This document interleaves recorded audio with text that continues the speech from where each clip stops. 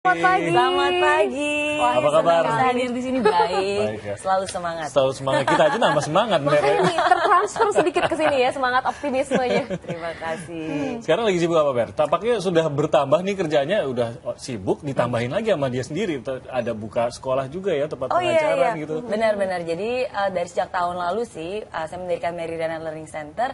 Itu tempat untuk pengembangan diri khususnya untuk anak-anak remaja. Usia 11 sampai 20 tahun. Jadi itu yang menjadi fokus saya dari tahun lalu sampai tahun ini dan seterusnya. Mary terlibat langsung di situ? Iya, pastinya terlibat langsung. Jadi saya juga yang menjalankan program-programnya dan merancang dan juga mendesain kurikulum yang paling penting sih, karena kan kedepannya nanti bakal ada beberapa trainer-trainer juga yang akan mengajarkan program-programnya. Khusus remaja ya? Khusus untuk remaja. Berarti saya masih bisa lah ya. Bayu udah nggak bisa, Bayu. Untung nggak ikutan ngobrol sama kita nih sekarang. Kita kenal Meridiana dulu adalah seorang yang berangkat dari entrepreneur begitu ya. Waktu itu sempat bekerja terus kemudian memutuskan untuk berwirausaha dan memberikan motivasi. Akhirnya sekarang adalah lebih mentransfer motivasi-motivasi itu kepada orang lain. Alurnya begini, terpikir nggak sih dari awal akan menjadi sosok seperti ini saat ini? Iya, nggak bakal pernah kepikir sih, karena kalau dari kecil ditanya cita-citanya apa, saya berpikir, wah dulu saya pengen jadi insinyur elektro, gitu kan. Insinyur elektro, kenapa beda spesifik banget ya. insinyur elektro? Karena papa insinyur elektro, terus kalau waktu kecil tuh ngelihat papa kayaknya keren banget di rumah, semua barang-barang elektronik kalau rusak di tangan papa jadi bener gitu kan, kayak film MacGyver zaman dulu. Jadi aku terinspirasi menjadi insinyur elektro, tapi makanya kuliah juga ngambil jurusan teknik elektro. Nah tapi akhirnya begitu aku lulus kuliah, saya memutuskan untuk terjun ke dunia bisnis, dan bisnisnya pun nggak ada hubungan sama elektro ya. Bisnis yang sukses yang saya pilih itu di bidang jasa keuangan, dan akhirnya disitulah saya mendapatkan kesuksesan saya dan bisa mewujudkan mimpi saya. Jadi jauh sekali berbeda. Dan sekarang ketika saya kembali ke Indonesia, saya juga tidak memulai bisnis yang saya jalankan di Singapura, jasa keuangan, tapi saya ingin memberikan lebih banyak dampak positif. Jadi bisnis yang saya lakukan di sini lebih di industri inspirasi dan edukasi. Berbeda sekali sama financial industri yang dulu ya. Iya, berbeda sekali. Apa sih yang membelokkan ini kalau dilihat runut kisah hidupnya Mary nih, banyak belokannya begitu. Kalau tadi dia bilang elektro, udah toto belok kiri dia. Dari Indonesia ke Singapura juga udah belok sebenarnya ya. Benar. Pengkolan dikit dia ke finance gitu kan, terus ke Indonesia.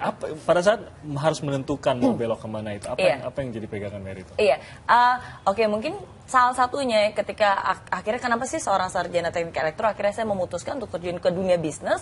Udah gitu juga berbeda sekali kan di bidang jasa keuangan. Salah satu alasannya pada saat itu adalah saya pengen bisa mendapatkan kebebasan finansial, karena kan kondisi ketika saya di Singapura juga tidak mudah, banyak keterbatasan finansial, bahasa, dan saya juga karena pada saat itu juga ada hutang yang harus dibayar, hutang pendidikan. Jadi maka dari itu saya pengen bisa sukses, pengen bisa membahagiakan orang tua saya di saat saya masih muda. Pada saat itu target saya sebelum ulang tahun ke-30. Nah, jadi pada saat itu saya melihat ada kesempatannya di dunia bisnis, dan walaupun sarjana saya teknik elektro dan banyak orang bilang, aduh nggak sayang tuh Mary ya kan, udah susah belajar, ijazahnya masa nggak dipakai gitu kan. Aku udah mempertanyakan juga nih sekarang background finansialnya dari mana begitu kan. Iya. Nah, tapi disitulah saya mengubah cara pandang saya gitu. Saya melihat ijazah saya bukan sebagai batu sandungan, tapi sebagai batu loncatan. Saya nggak mau ijazah saya itu membatasi. Oh, karena saya belajarnya teknik elektro, berarti saya hanya mau melakukan hal-hal di bidang teknik elektro. Ya, itu kan berarti membatasi. Tapi sempat mencoba teknik elektro di jalan pas lagi magang aja.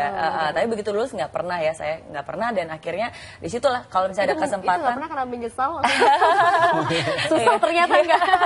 Ya, karena hidup itu kan ada pilihan. Dan kadang-kadang kita harus menentukan pilihan, dan menurut saya pengen memilih, setidaknya saya ingin mencoba untuk berjuang untuk mimpi-mimpi saya. Walaupun pada saat itu saya masih belum yakin, tahu dengan jelas gitu ya langkah-langkahnya seperti apa, tapi saya merasa ini adalah jalan yang akan saya pilih. Saya belajar lagi semuanya dari awal, dapetin lagi lisensinya, dan akhirnya berhasil. Ya, dan itu juga sama hal pilihan yang harus saya buat untuk kembali ke Indonesia, karena akhirnya setelah 16 tahun saya tinggal dan menetap di Singapura, tahun 2014 kemarin saya juga memutuskan untuk kembali tinggal dan menetap di Indonesia. Dan itu juga bukan pilihan yang mudah. Pasti yang keputusan besar ya. Iya. Berubah pasti. Benar. Apalagi bawa anak juga kan. Iya, benar. Nah, tapi itulah mungkin kalau dulu karena kebebasan finansial akhirnya saya memutuskan untuk memulai usaha sendiri. Nah, tapi kenapa saya memutuskan untuk terjun ke dunia edukasi dan inspirasi di Indonesia? Mungkin jawabannya adalah achievement dan fulfillment. Karena saya percaya di hidup ini ada namanya achievement dan ada juga namanya fulfillment. Nah, kalau sebelumnya di hidup saya is all about achievement gitu kan, wah berhasil mendapatkan ini, target berhasil dicapai, dihargai orang, passionnya sukses. Ya yang berjalan. Iya, tapi kan di hidup ini bukan hanya sebuah prestasi, tapi apa yang bisa memberikan arti dalam hidup ini. Mary, kan banyak yang bilang Mary memberikan inspirasi kepada banyak orang. Sumber inspirasi nih, ibaratnya tuh apa ya, source-nya nggak habis-habis. Sumber inspirasinya Mary siapa sebenarnya? Kan kita mungkin terinspirasi dari Mary ya, tapi Mary sendiri terinspirasi dari siapa nih? Iya, banyak sih sebenarnya ya, tentu saja dari buku-buku yang kita baca, dari orang-orang yang kita kenal, ya maksudnya orang-orang sukses yang ada di sekitar kita, dan bahkan sebenarnya ketika saya memberikan seminar, saya juga terinspirasi dengan mereka-mereka cerita-cerita kisah hidup mereka semua sendiri, karena saya percaya setiap orang punya kisah hidupnya mereka sendiri, punya perjuangannya sendiri, dan justru kisah nyata seperti itulah yang kadang-kadang memberikan kita semangat. Tapi ada tokoh tertentu gitu yang kemudian menjadi role model. Nah, iya deh, aku akan menjadi inspirasi seperti dia gitu. Atau terinspirasi oleh kalau tokoh, saya suka banget sama Oprah Winfrey. Oprah. Karena menurut saya Oprah Winfrey adalah seorang wanita yang tegar, walaupun awalnya dengan segala macam kesulitan dalam hidupnya dia berhasil, sukses, dan bukan hanya sukses, tapi dia bisa berkontribusi kepada dunia lewat talk show-nya, lewat foundation-nya, ya, lewat banyak hal. Jadi saya suka banget. Kalau tadi banyak keputusan yang harus diambil, dan sebenarnya kalau saya lihat tuh cukup besar ya pada saat perubahan-perubahan yang dilakukan Mary itu cukup besar. Itu lebih banyak bergantung pada chance, kebetulan ada kesempatannya, atau diciptakan sendiri terus tuh kesempatan. Mau belok ke sini ya saya ciptakan sendiri kesempatannya, atau memang kebetulan pada waktu itu ada tawaran, ada kesempatan itu. Iya.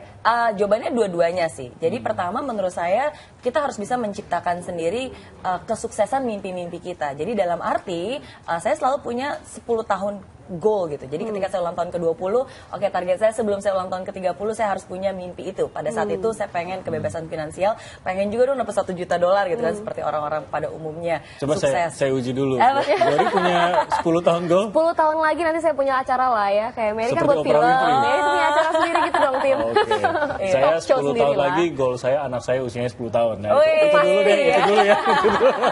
Sehat itu aja dulu deh kalau gitu. Kita akan bahas banyak lagi nih Mary ya, soal mimpi apalagi ya, soal mimpi, soal pencapaian, apalagi soal bukunya. Kita belum sentuh soal bukunya Mary Riana. Kita akan kembali usai jeda di Sapa Indonesia.